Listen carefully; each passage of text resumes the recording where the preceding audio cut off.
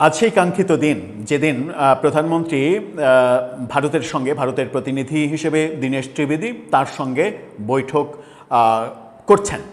সেই বৈঠকটা খুবই গুরুত্বপূর্ণ।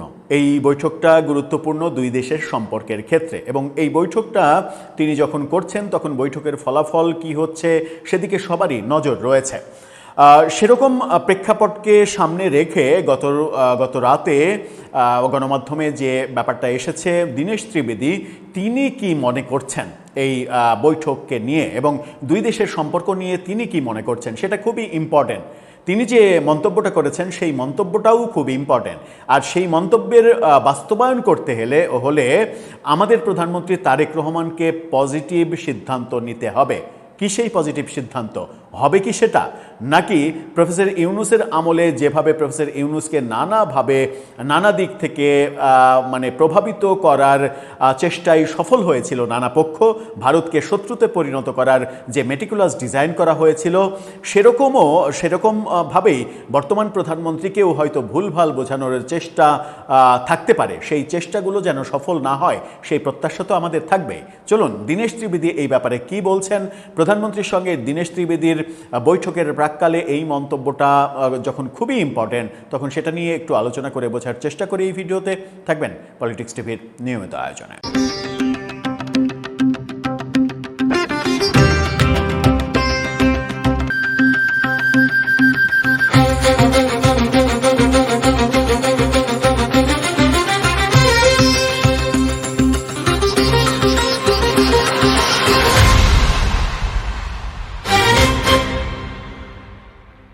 দর্শক, বলছিলাম ভারতের রাষ্ট্রদূত দীনেশ ত্রিবেদীর মন্তব্যকে কেন্দ্র করে আলোচনা। প্রধানমন্ত্রী দীনেশ ত্রিবেদী আজকের বৈঠকের প্রাক্কালে এই মন্তব্যটা খুবই গুরুত্বপূর্ণ বলে ব্যক্তিগতভাবে আমার কাছে মনে হয়েছে। তার এই মন্তব্যটা একটু দেখে নিন। মানবজমিন এটা নিয়ে নিউজ করেছে। মানবজমিনের শিরোনামটা দেখলেই বুঝতে পারবেন, দুই প্রধানমন্ত্রী একত্রে বসলে অনেক সমস্যার সমাধান হবে।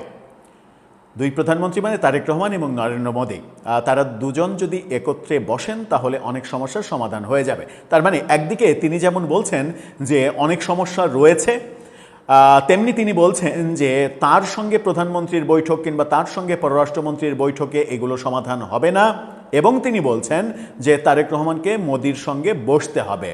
এর অর্থ এটাই দাঁড়ায় যে সেপ্টেম্বরে ব্রিক্সের সম্মেলনে যে আমন্ত্রণ পাঠানো হয়েছে সেই আমন্ত্রণে তারেক রহমানকে সাড়া দিতে হবে। সাড়া না দিলে অনেক কিছুই নেগেটিভ দিকে যাবে।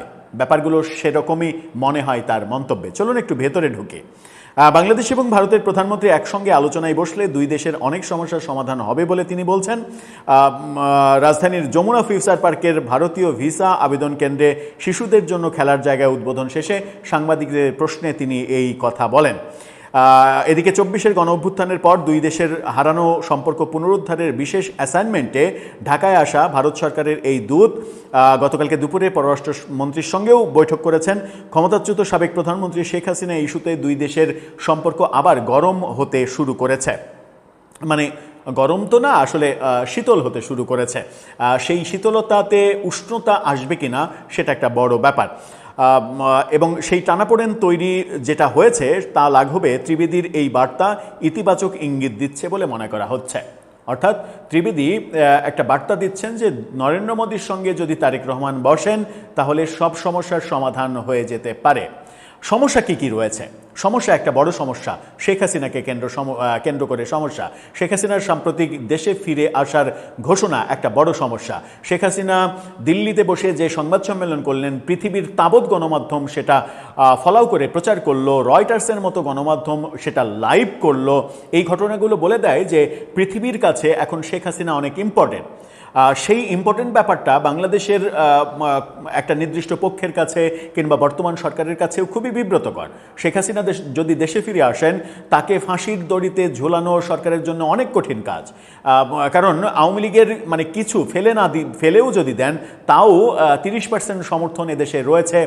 একেবারে ভোট ব্যাংক যেটাকে বলে, সমর্থনের ব্যাংক রয়েছে। এই বিপুল সংখ্যক জনগণকে খেপিয়ে তুললে দেশে গৃহযুদ্ধের পরিবেশ তৈরি হতে পারে। সেটাও একটা সরকারের জন্য খুবই কঠিন ব্যাপার এটা মোকাবেলা করা। আবার যদি তার বিচার কার্যকর করতে এক ধরনের অনীহা দেখায় বিএনপি, তাহলে বিরোধী দল জামাত এনসিপির রোশানলে তারা পড়বে। সুতরাং এই ব্যাপারটা সরকার এরকমভাবে বিপদে এত দ্রুত পড়তে চায় না। সুতরাং একটা সমাধান তাদেরকে বের করে আনতে হবে। এটা যেমন রয়েছে, তেমনি গঙ্গার পানি চুক্তির মেয়াদ শেষ হচ্ছে ডিসেম্বরে, সেটা রিনিউ না করলে ফারাক্কার বাঁধ আমাদের জন্য মরণ ফাঁদ হয়ে দাঁড়াবে। সাথে তিস্তা সহ বহু কিছু রয়েছে। আমরা একদিকে সরকারের পক্ষ থেকে কড়া কড়া কথা শুনছি ভারতের বিরুদ্ধে, প্রেস রিলিজে কড়া কড়া শব্দ ব্যবহার করা হচ্ছে, অন্যদিকে ভারত যেন মানে ডাবল ডিজেল আমাদেরকে দেয় সেই আবেদনও ভারতের কাছে করছি। মরিচের দাম 400 টাকা হলে মরিচ আমদানি করছি, 37 টাকাতে মরিচ পাচ্ছি ভারতে, এটা সেটা সব কিছু আমদানি করছি, কিন্তু মূল জায়গাটা আমরা নষ্ট করছি। মূল জায়গাটা ঠিক করতে হবে। দীনেশ ত্রিবেদী সেটাই ইঙ্গিত দিয়েছেন। তাহলে তারেক রহমানকে ব্রিক্সের সম্মেলনে যেতে হবে, 12-13 সেপ্টেম্বর ভারত সফর করতে হবে। তারেক রহমান কি সেই সফর করবেন?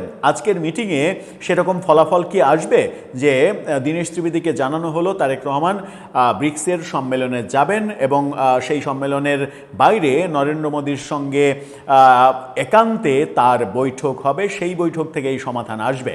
দীনেশ ত্রিবেদী যেটা বললেন সেটা পরিষ্কার কথা, সমাধান যদি করতে চাও তাহলে ভারতে যাও, নরেন্দ্র মোদীর সঙ্গে বসো, সমাধান নিয়ে আলোচনা করো, সমাধান বের করে আনো।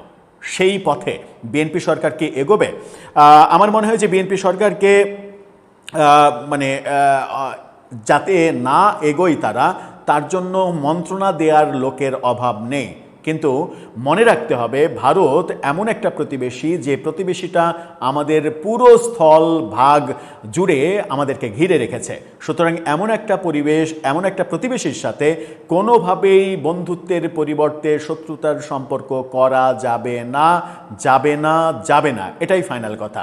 এটাকে প্রতিষ্ঠিত করতে যে কোনো উদ্যোগ নিতে হবে। তার মানে উদ্যোগটা এটা না যে সার্বভৌমত্ব বিলিয়ে দিতে হবে, ওই আমেরিকার সঙ্গে গোলামির চুক্তি যেমন ডক্টর ইউনূস করেছেন সেরকম গোলামির চুক্তি করতে হবে তা নয়। ভারসাম্যপূর্ণ সম্পর্কই তৈরি করতে হবে। কিন্তু ভারসাম্যপূর্ণ সম্পর্ক তৈরি করতে হলে দুই পক্ষকেই ছাড় দিতে হয়। সেই ক্ষেত্রে বাংলাদেশকেও যেমন ছাড় দিতে হবে, ভারতকেও ছাড় দিতে হবে। সেই ছাড় দেওয়ার মানসিকতা কার কতটা প্রবল সেটার উপরে নির্ভর করবে সমাধানটা হবে কি হবে না। দর্শক, আপনি কি বাজি ধরতে পারেন প্রধানমন্ত্রী তারেক রহমান ব্রিক্সের সম্মেলনে যাচ্ছেন কি যাচ্ছেন না? আপনার বক্তব্য কি? আমার বক্তব্য খুবই স্পষ্ট। তারেক রহমান প্রধানমন্ত্রী, তিনি ব্রিক্সের সম্মেলনে যাচ্ছেন। এটাই হবে সিদ্ধান্ত, এর কোনো অল্টারনেটিভ সিদ্ধান্ত নেই। কারণ ভারতের সঙ্গে সম্পর্ক ঝালাই করা বলেন, শেখ হাসিনার ব্যাপারে সিদ্ধান্ত নেওয়া বলেন, যা কিছুই করতে চাই আমরা, সেটা নরেন্দ্র মোদীর সঙ্গে বৈঠক এড়িয়ে করা যাবে না, নিজের ঘরে বসে থেকে। আপনার মতামত জানিয়ে লিখতে পারেন আমাদের কমেন্ট বক্সে।